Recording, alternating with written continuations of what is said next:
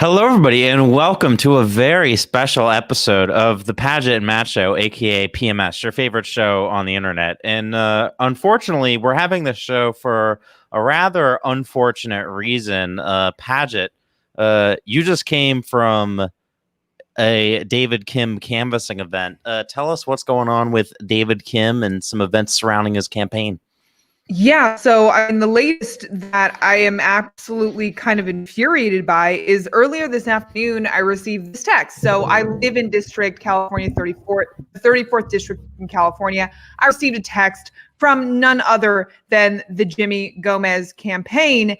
And it has, I don't know if anyone can see this, but it has a picture, can't see it. It has a picture of Bernie Sanders going like this. And it says, official endorsement, our revolution supports Jimmy Gomez for Congress. And I was thinking, wait a second, is this real? Why would Bernie Sanders's PAC endorse a corporatist like Jimmy Gomez? So I was very confused. And then I saw online that Our Revolution Los Angeles, who knows the candidates a little bit better intimately, they actually endorsed David Kim. So I got a little confused and I'm like, okay, that was just an absolute flat out lie by Jimmy Gomez sending this across in text to people. And it matters, right? Because there's a lot of people here in this district who supported Bernie Sanders very passionately. So sending something like this with Bernie Sanders' face on it really, really makes an impact. And so when I went out to canvass in Koreatown, I saw David Kim and I was like, what is going on with that?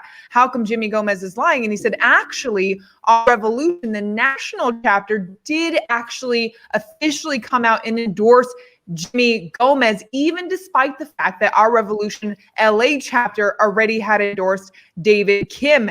And I think people need to be very, very clear on this. Our Revolution is not at all affiliated with Bernie Sanders anymore. It's not affiliated with him at all. It just shocking to me that they would do something like that they would use Bernie Sanders' name. It's incredibly misleading. Honestly, something like this can be very, very damaging to David Kim's campaign. And we know that he is a true progressive. And so we need to clarify this. We need to get attention to this. We need to get, progressive channels like TYT, Kyle Kulinski, The Hill, so forth to call this out, which is why I tweeted. If you guys can go to my Twitter and also Matt's Twitter, we've tweeted about this. We're trying to get the word out to them so that they'll make a video on it. They'll clarify this, but it's just showing how Our Revolution, the national chapter, once Bernie Sanders left, they just basically turned into a corporate shill PAC again, right? Money just runs politics, as we very well know. But yeah, that's the whole of it. And it just really ticked me off because David Kim is doing extremely well in this district. You call, you phone bank, you talk to people on the streets. You see a lot of people say, oh, I already voted for him, which is great. A lot of people have voted. That is positive. But for people receiving this text now who haven't voted, it can be incredibly misleading.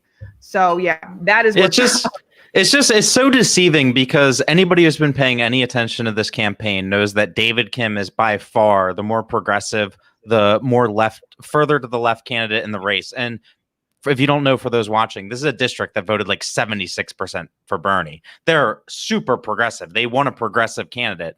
And Our Revolution, which, like Paget said, used to be Bernie's old PAC, just went out of their way to endorse Jimmy Gomez in the race against David Kim. David Kim, of course, is backed by Andrew Yang, Humanity Forward. He supports UBI. And it's just so it doesn't make any sense because the whole idea of getting all these new progressive candidates into Congress is to expand the squad. But it seems like Our Revolution is trying to stop the growth of the squad. It just doesn't make any sense to me. And we got to do something about it. Yeah, there has to be a bigger story behind this. Unfortunately, this is happening, weeks before the election. People are actually, potentially going to be voting in person, although thankfully a lot of people have already sent in their ballots. But we need to figure this out. But more importantly, we need to clarify this, right? And then we can figure out what's the rot, what's the corruption in Our Revolution that had them go out of their way, Matt, to endorse the corporatist. David, they could have said, no, we're not endorsing anyone, right? Yeah, exactly. And I was messaging Twitter, who's kind of really pays attention to elections and he's into this stuff. And he was saying it's actually a sign that Gomez is in trouble, that he had to use his connections to go out of his way to get a group that if you went on their website and looked at their core message, you'd be like, why the hell did they just endorse this guy who takes money from Monsanto and Goldman Sachs over David Kim, who doesn't even take any PAC money? It makes no sense.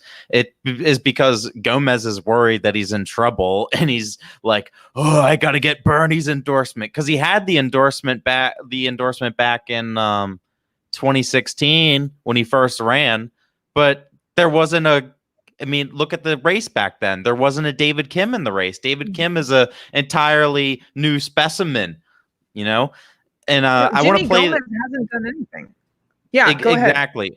I just you can keep talking because I gotta pull this video up in the meantime. But it's just interesting to me that if I put this video up, which I'm slow at because I'm really bad at doing Jimmy Gomez has essentially done nothing, and he is really scared. His approval rating has gone down. I mean, he barely won, I believe, the last race, I think the last primary. Like, he's not doing well generally. People generally in this district who know about him don't like him, right? Okay, play the video. This is the guy that our revolution, Bernie's old PAC, just endorsed.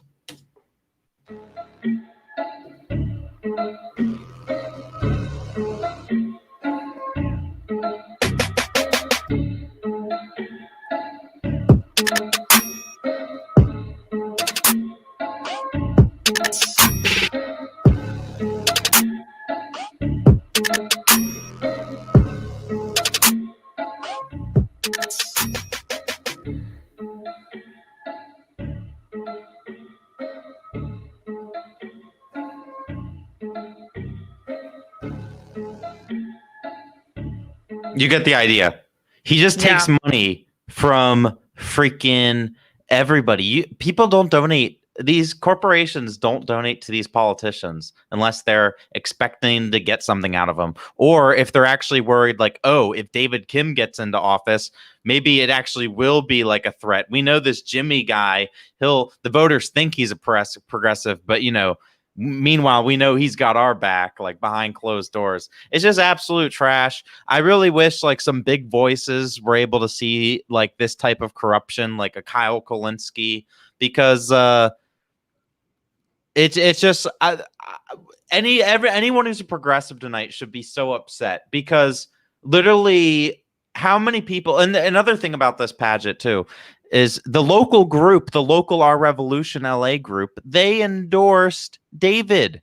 So the national group went against the local group, and the local group isn't happy about this. They said that David's the true progressive. Anybody who's a progressive, anybody who's ever worked or donated to a progressive candidate in their life should be outraged tonight, because this is a group that is supposed to be aligned with progressive causes, that is actively working to stunt the growth of the progressive movement.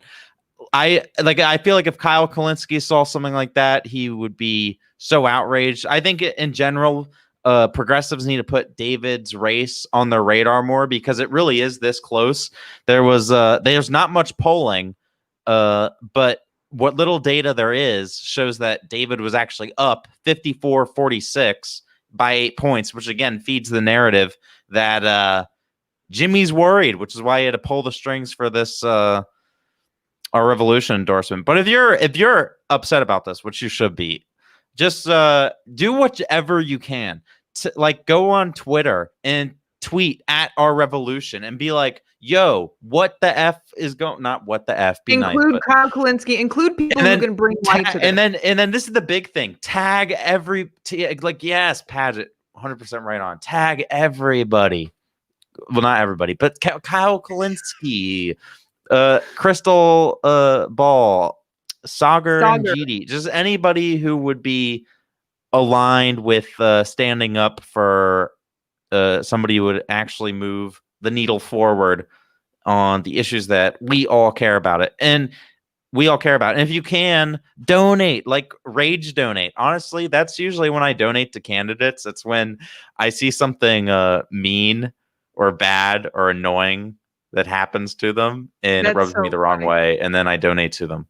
I think that's why so many of us donated to Andrew Yang during his campaign, is whenever we saw the media basically screw him over. But also, I'm going to be phone banking for David Kim tomorrow and or canvassing when I have time. It's the easiest phone banking experience you can ever do. And here's the thing. We're walking around, in the middle of Koreatown. It's a very diverse, I know it's called Koreatown, but actually people who I talk to are mostly not Korean. And it's incredibly diverse. And a lot of people are already saying, I already voted for David Kim. I'm like, by the way, he's right there. And like, oh my gosh, like this is a race that can absolutely be won, So whenever you phone bank, whenever you talk to anyone, you are actually making a huge, huge difference. And here's another thing. Those people who donated to Jimmy Gomez, all of the lists of like all of those organizations who donated to Jimmy Gomez, they did not donate to David Kim. So once David Kim gets into office, guess who he is not going to basically work in favor of? Like, he's not going to give them preferential treatment, right? We know where they stand. We know where everyone stands.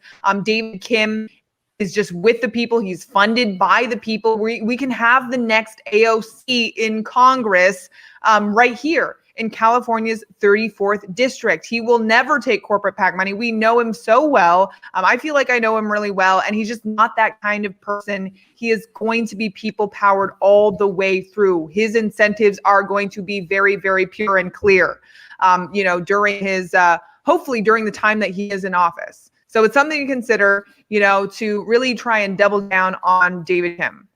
Yeah. You know what annoys me about like Jimmy Gomez is, he's the type of politician, and this story just goes again to just saying how he's one person behind closed doors and then he's another person in public.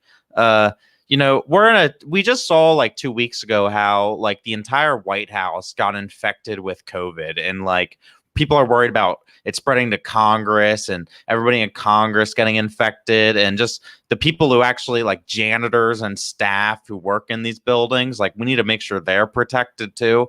And, it actually turned out today that Jimmy Gomez was spotted outside of in a CVS or something like that in Los Angeles without a mask on.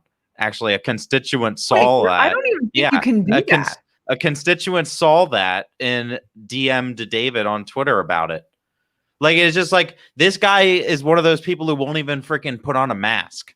Like, that's the type of candidate, not candidate, congressman, corporate sellout congressman that our revolution just endorsed. That's crazy. I mean, however you feel about a mask, I mean, just think about the hypocrisy, right? Of someone saying. Sorry, go ahead, Paget. No, I was saying like the hypocrisy, because I know like some people feel, whatever about masks, and but however you feel about masks, you have to think about the hypocrisy of someone who's like, I'm a progressive, we need to wear masks, we need to take all the safety precautions, I care about people, and then he goes out and he doesn't wear even a mask. It's like the most simple thing you can do. And also, I don't know anyone, by the way, actually, and I'm in Los Angeles, who doesn't wear a mask in an enclosed space, even if they don't want to wear a mask. Everyone, I've never seen actually someone not wear a mask. So that's quite interesting that Jimmy Gomez actually really made an effort to not wear one at times. It's kind of stupid, but I don't know what was going through his head. But basically, we don't know who this person is, right? We have no idea who Jimmy Gomez is as a person and where he actually truly stands and where his intentions are. We just don't know. Yeah. And I just saw someone who was saying that if you go on Our Revolution's website and you go to their endorsement list, Jimmy doesn't show up yet, but they sent this graphic out in an email yesterday, which says, vote for our nationally endorsed congressional candidates. You'll see in the bottom right, there he is, Jimmy Gomez, the guy who literally, he tweeted out over the weekend how he got an endorsement from and he was touting like his record against fighting ICE, and literally this guy voted to increase funding for ICE. Like, he just openly lies to constituents. I can't believe that Our Revolution endorsed him. Well, either they're super lazy or there's some other thing going on there.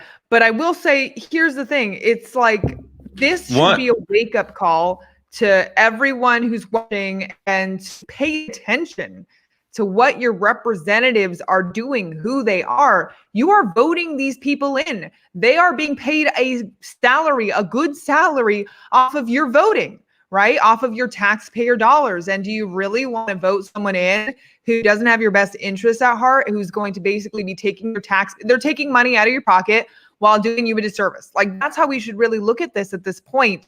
That's Jimmy Gomez essentially, and he's lying to your face, and it should be incredibly offensive to people because I'm sure he's not the only one. He is just one example, but we just happen to have David Kim, who we're very excited about running in the district, highlight all of the flaws in this incumbent. He's gonna do is that text he sent you, Paget, it's just going to confuse so many voters into voting for the person who doesn't have their interests best at heart in the race. And it's truly a shame, which is why it's up to all of us and everybody watching this and everybody who supports David to fight back, because that's really the only thing that can be done. And I think Ethan brings up a good point. Like, there's really a civil war in our revolution right now, because the LA group, like I mentioned earlier, they aren't changing their decision. They're PO'd. Like, this would be like I guess this would be like the equivalent of Humanity First Texas endorsing Donna. Well, I don't know. That's a bad comparison because it's a Republican in that race. But I think everybody can see kind of just like the hypocrisy of it all. Yeah, absolutely.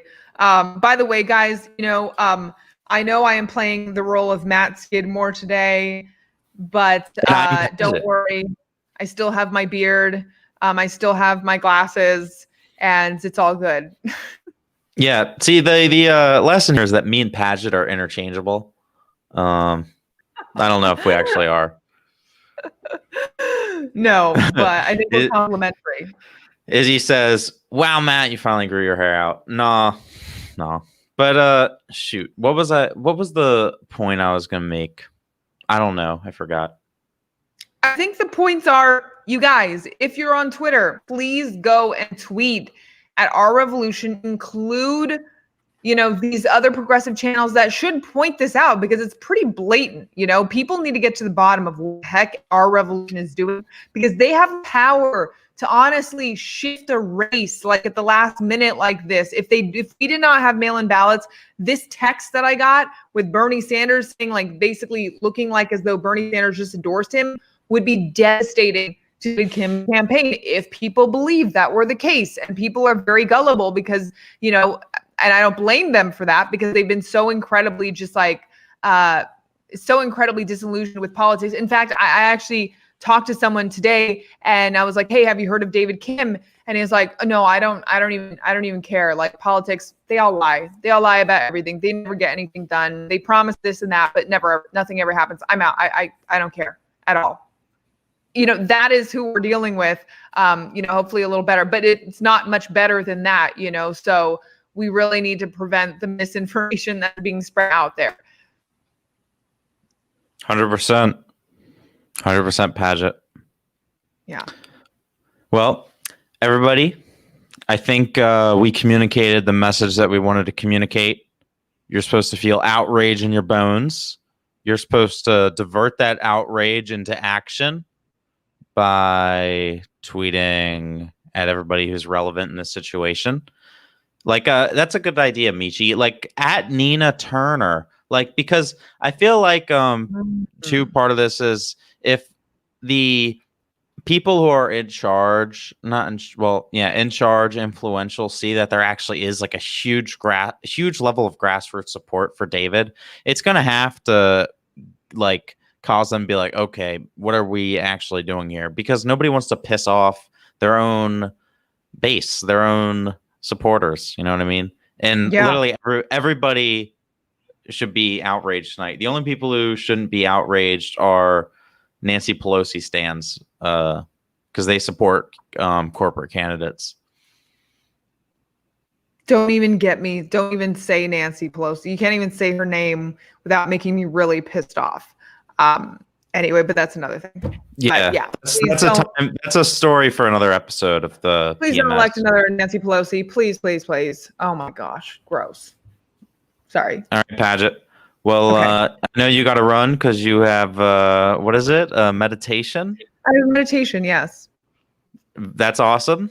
You want to get that? Stop it! You're absolutely making fun of me, and now Steve is laughing. Stop it. Okay, it is something I do. Okay, to keep my level head. Clearly, I'm a little bit of a hot temper here, so I gotta. No, it's a great idea. I gotta do something to regulate my emotions. It's a great idea. The Yang Gang is pro meditation. All right, Paget, take care. Bye.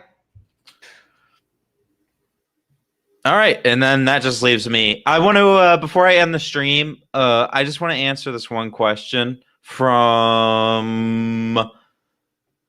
Oh, thank you so much, Perdumnia, for donating to David. I want to answer this one question from William. It was kind of off topic, and I knew Paget had to go. And I also know that me and Paget will probably talk about this on Friday.